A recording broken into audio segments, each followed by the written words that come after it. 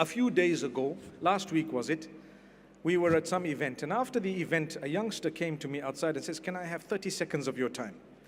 And I was on my way out and I was about to leave, but it's okay, because 30 seconds you're going to give, and you're going to give a lot of people, it becomes a lot. But I saw he's on his own, he looks like a good lad, and inshallah let me, I said, no problem. He says, "Can you step aside with me?" No problem, step aside with him. And then he said, "Sheikh, I have really said a lot of bad things about," and I stopped him there. What does he want to say to me? He's built the courage to tell me that I've backbitten about you, or I've said bad things about you, and I want you to forgive me. That's what he wants to say. Before he finished his sentence, I said, "Listen, just stop exactly there. I want to tell you two things. Number one, I have forgiven you for what you did before you did it. It's okay. I'm a man who doesn't hold it. And seriously, I don't. I've forgiven you for whatever was said, and even before you did it. And the second thing is, if you ever have to do it again, please do it." Did you hear what I just said?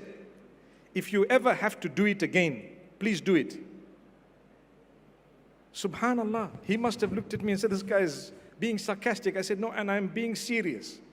Number one is forgiven, and number two is, meaning number one is forgiven before you did it, and anyone else, they want to say something bad. Why? Why?" So now I want to explain it. The reason is, we are where we are because of a package of things that Allah's allowed us to go through. One of them is the criticism, or the backbiting, or the hate.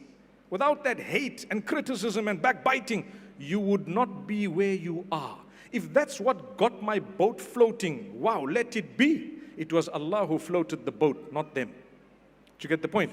Their criticism will not sink my boat ever. It's Allah who can sink your boat without criticism. So never mind. I mean, if someone said that to make this cake I had to put 2 pinches of salt, and the other guy says, "Well, salt is a little bit, don't put it in the next time you make it, but I want the same cake." You got to add the salt into it. So without that, you know what? Perhaps we wouldn't have been where we are today.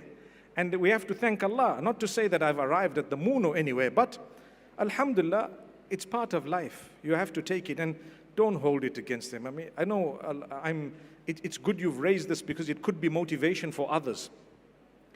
Don't worry about criticism of the criticizer. It's okay. It's mostly about them, not about you. It's mostly about them.